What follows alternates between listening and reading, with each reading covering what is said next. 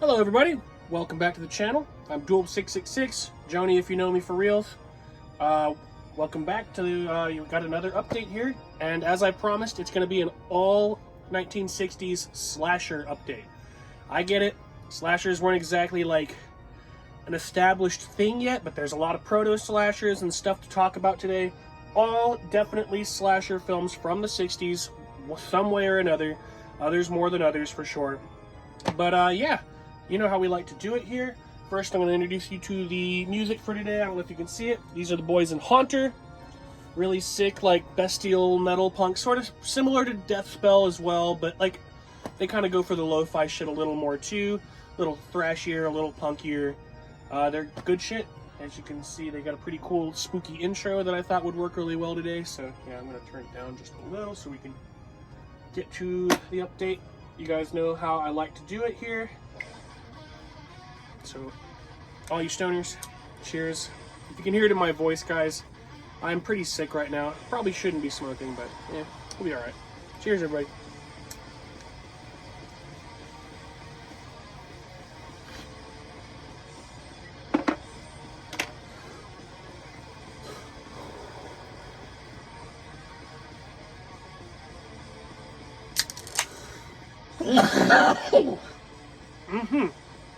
Go.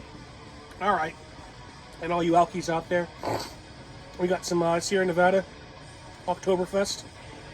It's a collab with Stortbecca.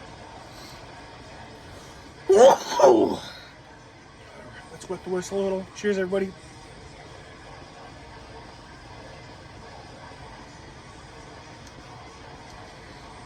Pretty fucking good, y'all. All right, let me mess with this one more time. Alright, without further ado, let's get into it, guys. First one we have here, this is like another one of those South Korean DVDs I've been finding for random movies, but this is for 1960s Peeping Tom. Arguably right up there with Psycho as one of the very first slashers of all time. Came out the exact same year. Has a lot of Hitchcockian sort of shit going on. It's very well shot, very well acted. Very, like, not akin to what the slashers would equate to in the future, but definitely one of the very first stepping stones of the genre.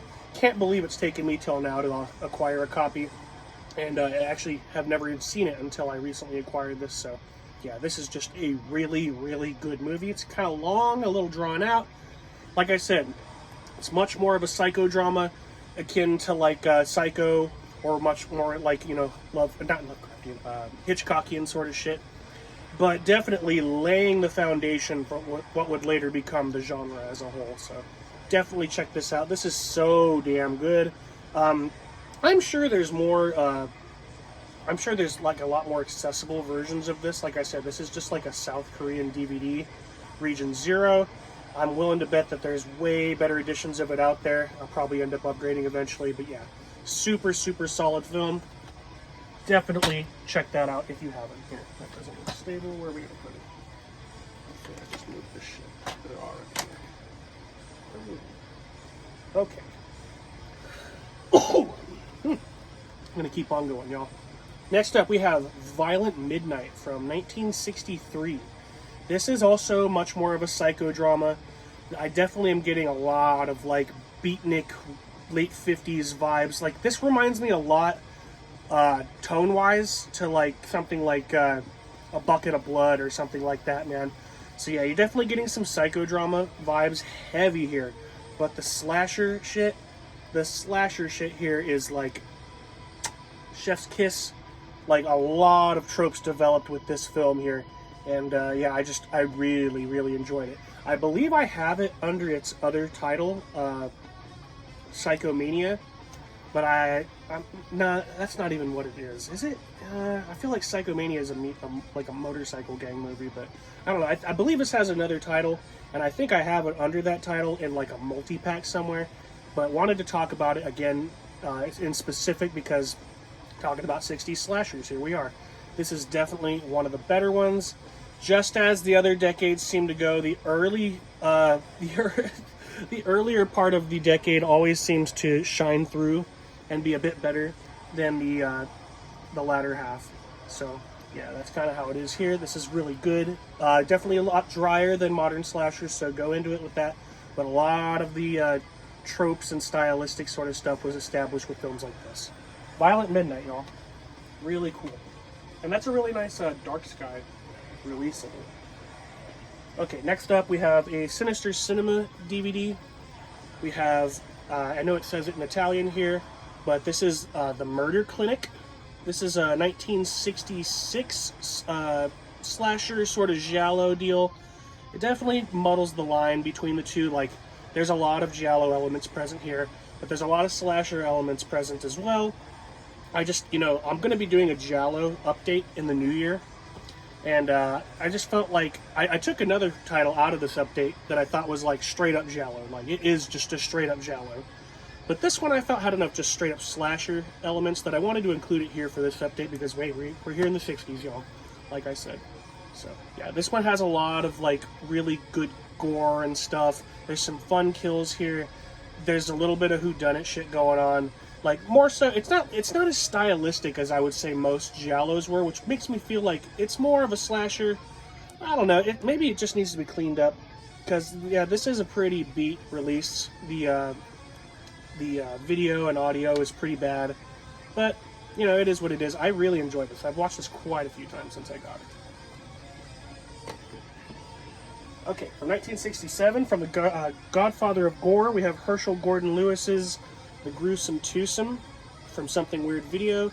This is an old snapper case. You guys know I fucking love these things. Remind me of my childhood. Super cool.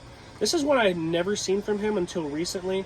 And it really packs a good punch with the gore. There's some great, like, I mean, not great, but they're better than some of the other ones in his other films.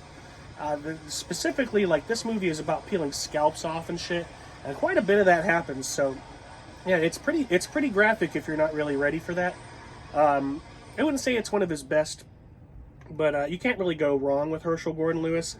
And this is a really early comer to the splatter / slasher, genres, subgenres. And yeah, I really had a good time with it. Super, super hokey, so if you're not about that, definitely steer clear. But if you like Herschel Gordon Lewis, more of the same. It's awesome. Brightening up your room won't fix everything. One moment, y'all. Home away from home to feel just a little more like home. Just ask me.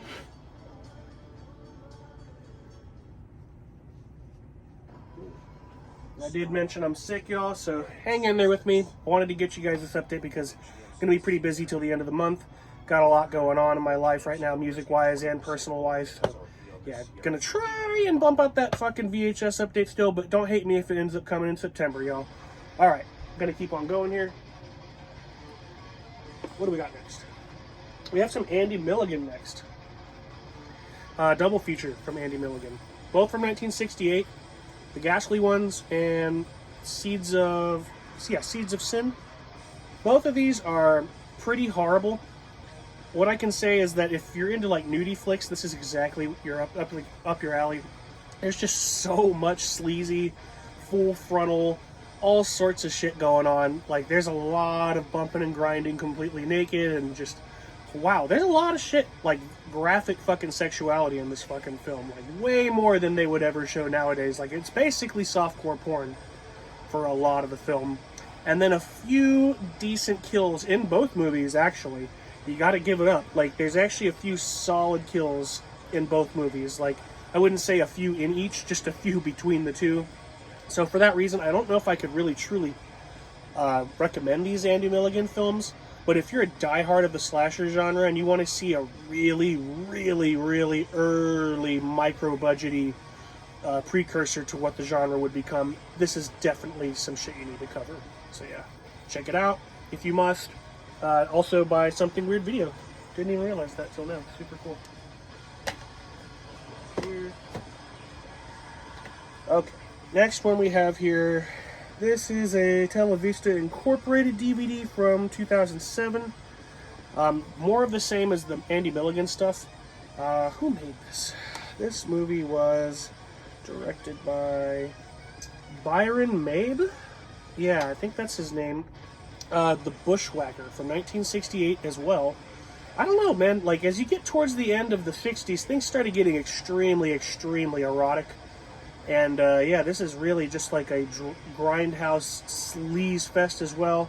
It's just like a ton of sex, a ton of nudity, and then a few decent kills. So, I mean, if you love cheesy slashers from the 80s, this is like where they all come from. This is the reason they exist, why they're allowed to exist. Check out the Bushwacker. Super cool. Okay, we're going to wrap it up at the end of the decade here, y'all. We're going to 1969 with The Haunted House of Horror. And this actually has Frankie Avalon in it, and a few other people that are really notable if you want to look into the cast. This was like a ton of fun. This is like a Scooby-Doo like episode turned into a late 60s Frankie Avalon starring slasher. Like, and there's some good kills in here. There's a lot of cheesy dialogue, and like it's really, really British at times. I don't know if you're into that, but it's fun because, you know, it's the late 60s. That's kind of how it was. Everything was based out of the, you know, London in the swinging 60s. So yeah, this movie is like standard slasher fare for sure. I would say that honestly, it might be, if not for the last film I'm about to show you, it would have been my favorite. It just takes all the slasher angles and just executes them perfectly, long before other greats in the genre were establishing themselves and the tropes even further. So yeah, definitely check this out. Haunted House of Horror, pretty good amount of blood, pretty hilarious at times. Yeah, just super, super cool slasher movie from the late 60s. Okay, this last one here is definitely echoing on the giallo side as well. There's a lot of mystery and whodunit shit going on here. It's really, really beautifully shot, but the kills are so, like, brutal. Like, I had to include it with the slasher genre. And this is The House That Screamed. AKA, does it show it on the other side? It's the same title on both sides, but this also goes by The Finishing School. This is an Arrow Blu-ray, the only Blu-ray of the update here today, guys. And it's got tons of special stuff here you guys can see. Just if you want to pause it real quick and read what all the extras and shit are. It's really, really cool.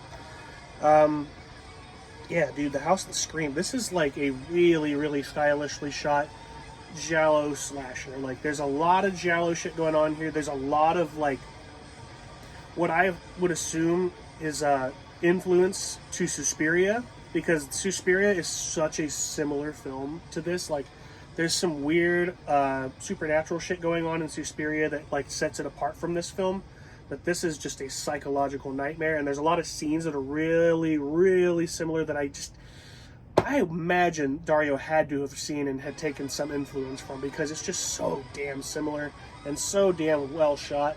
It echoes of his name, you know, like it reeks of Dario. But in 1969, it was made by, oh shit, where's the directory? Oh, there it is. Narciso Ibanez Cerrado. And music was done by Waldo de los Rios.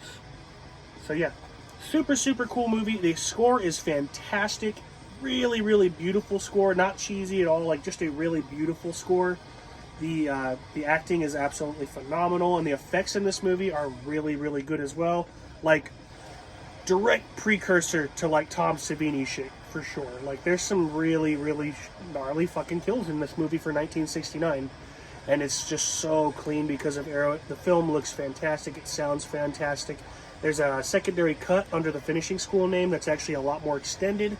So, yeah, this is a really, really cool pickup. Definitely my favorite pickup of this update, guys. So, yeah.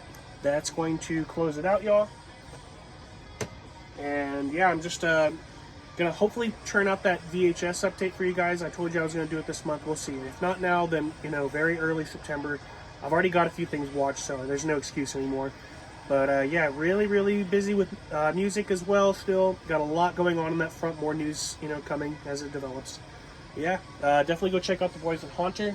Super, super sick band. I'll have all their links in the description like usual. And yeah, follow me up on Instagram. I'll put my handle down there as well, so you guys can check out all the bands I'm in. I'm currently playing in 6 bands. So yeah, do with that what you will. Everyone have a good fucking day. I'm glad I got this update up for y'all. I'll see you guys next month with a all 1970s slasher movie complete edition. So yeah, gonna just keep it going all the way to the end. of the year, which will end with early 2000s slasher movies. And then going into the new year, we'll be talking about some giallos. So yeah, everyone have a good one. As we approach the holidays, get spooky. You can see that we're getting pretty spooky. Go watch some horror films. Be good to your fucking loved ones. And I'll see y'all next time. Take it easy.